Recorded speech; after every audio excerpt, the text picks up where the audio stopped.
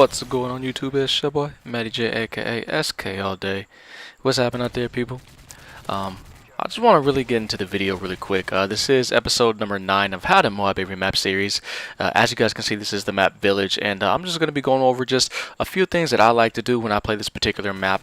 My loadout isn't anything special. I told you guys before in my previous videos that during these series, and during this particular series, you guys are going to see primarily the ACR and the MP7.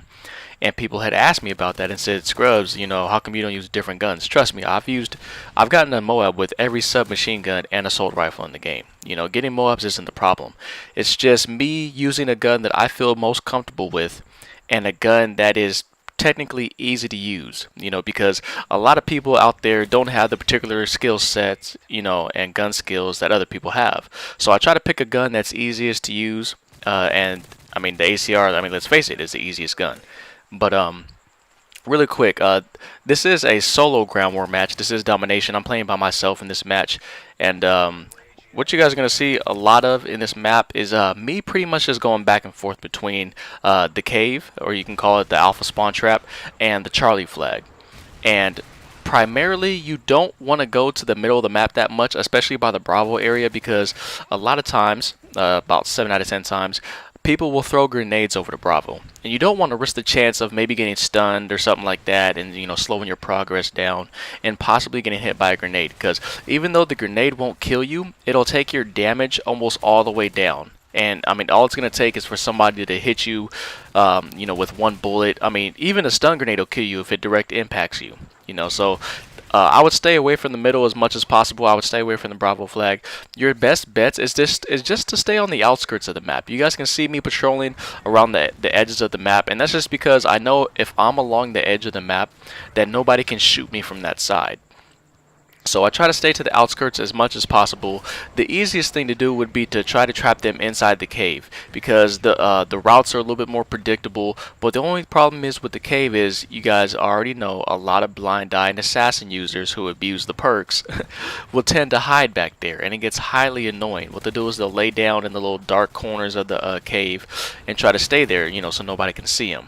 And it's very difficult to notice people. I mean, I know I've done it before. I've been on a Moab streak where I've gotten killed by, you know, one of the guys camping in the corner. That's just because it's really difficult to see them, because they have on Assassin Pro and their name tags don't pop up, you know, when if you have on Marksman when you're aiming down the sight.